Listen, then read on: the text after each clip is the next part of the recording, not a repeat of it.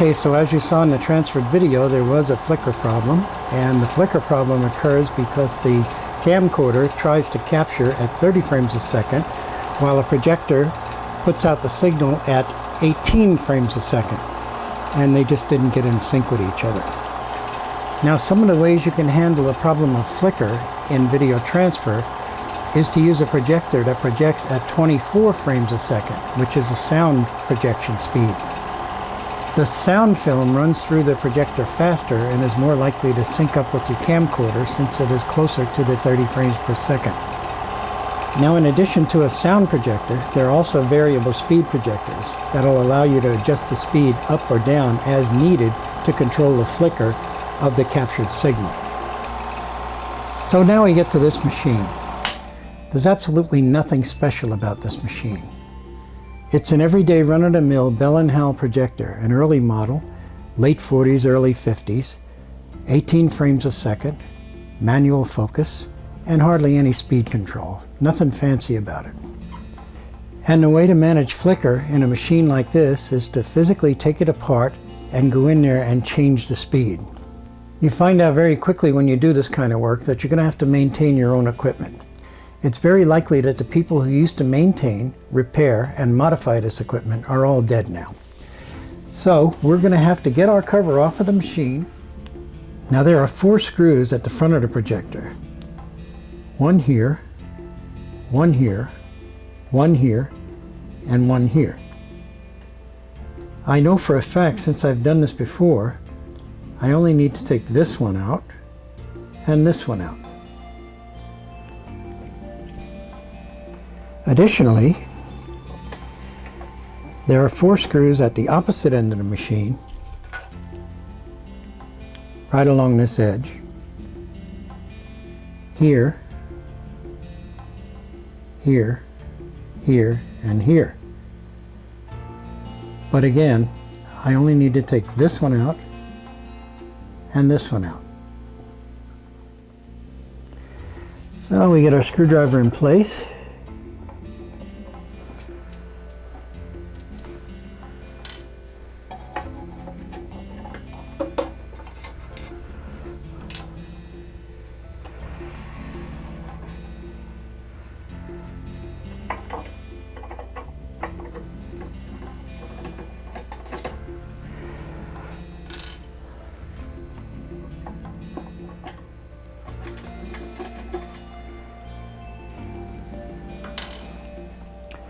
There are also 2 screws at the bottom of the machine.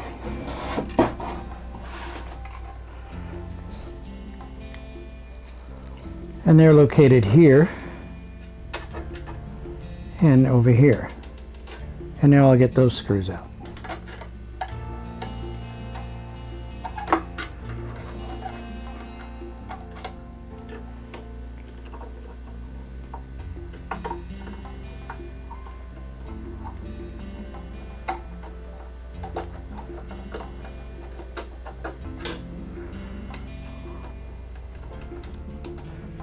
And we'll set the machine back up on its base.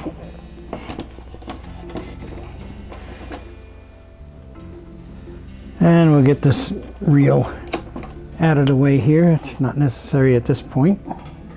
If it's a tight fit, you may have to pry it loose a little bit. You can do that with a screwdriver really easy. Just sort of lift the case up out of its socket and push it.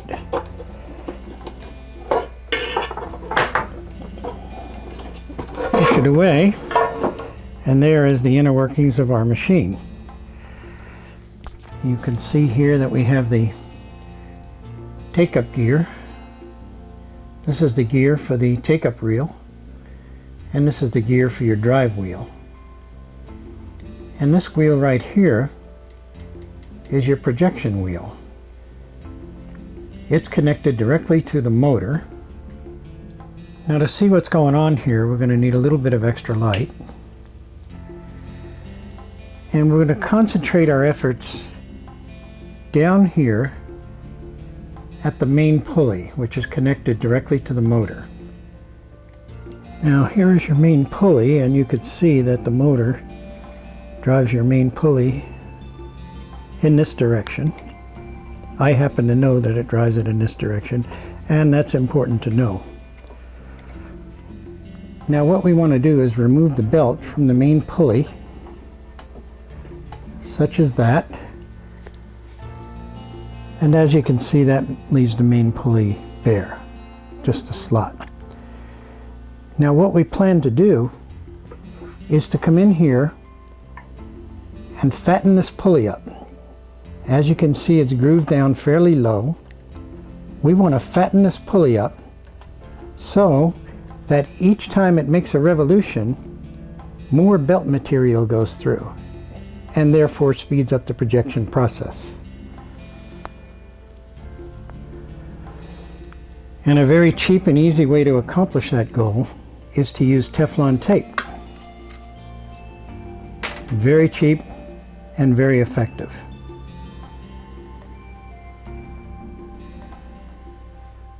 All right, I know which way the pulley turns, so I want to fish this in from this side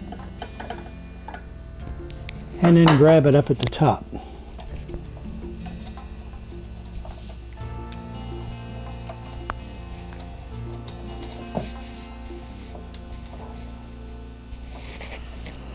Just like that.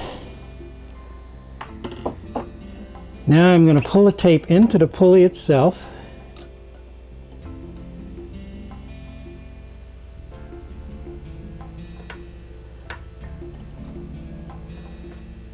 And make sure I can get it in the groove.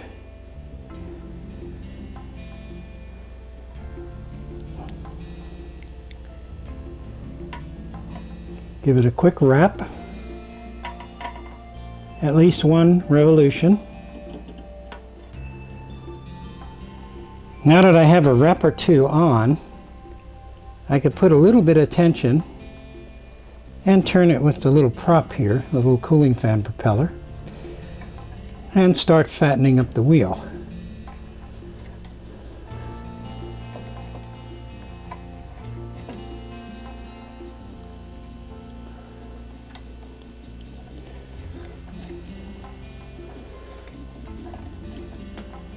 And don't worry so much about the overhang.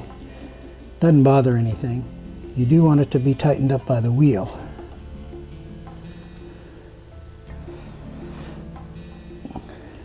And once that's done, we get our belts back together. And we put our belt back on, sliding it over the pulley wheel.